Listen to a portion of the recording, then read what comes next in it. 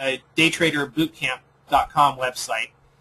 He is on Twitter quite a lot these days, and he runs a chat room in the Day Trader Bootcamp.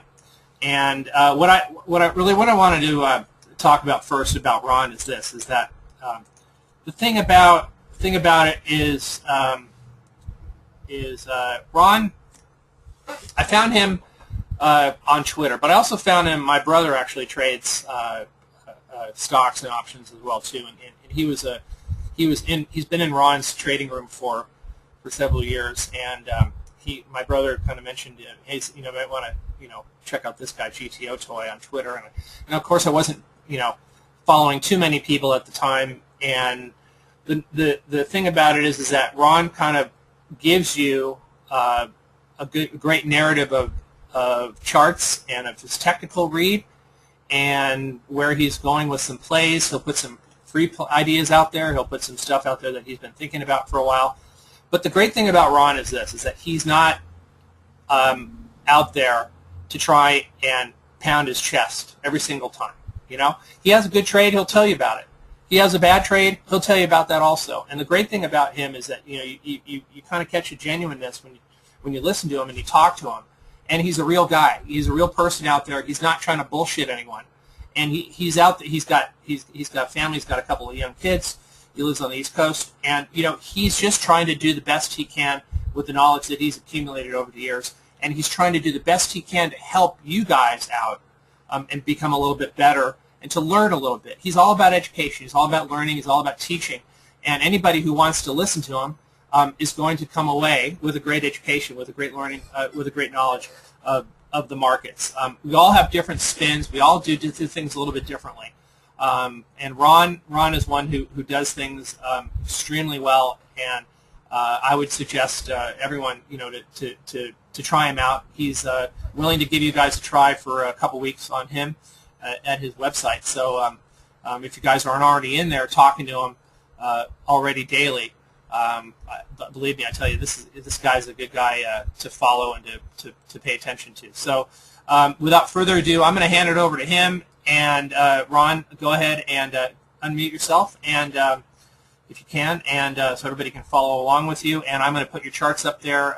Just kind of direct me which way you want to go with those things, and away we go.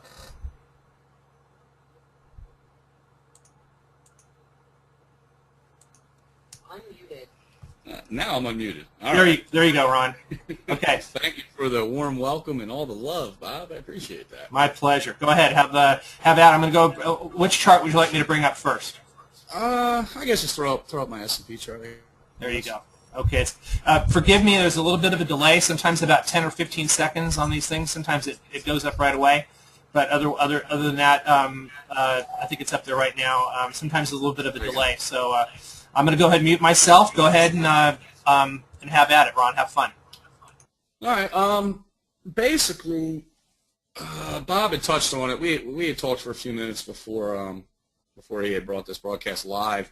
What my market thoughts were coming into this week. We saw 1380 last week, and as it was happening, I was trading it to the long side, but wasn't believing a minute of it.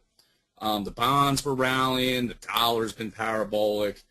All the sectors are still in the basement. Stuff wasn't coming out of bottoming patterns. They were staying down there, and I just smelled a big trap.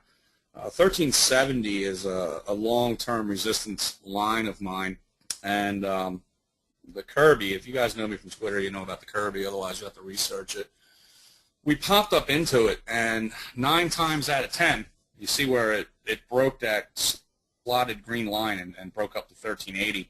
9 times out of 10, when you're coming off of a rip like that, whether it's in the equity market or actually in equity itself, when it pops up into that volume void, which is basically all Kirby is, 9 times out of 10 it gets denied.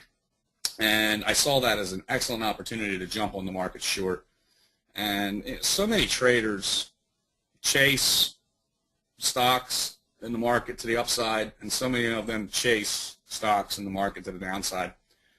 If that's you, you're not going to be in this game for a long time. You must buy blood, and you must short euphoria and hope. And up there at 1380, I got very aggressive with Spider 137 puts and have been trading them a lot ever since. You know, we had that 200 handle gap down yesterday. I was covering some of them, you know, big gains. And then we had the slow lethargic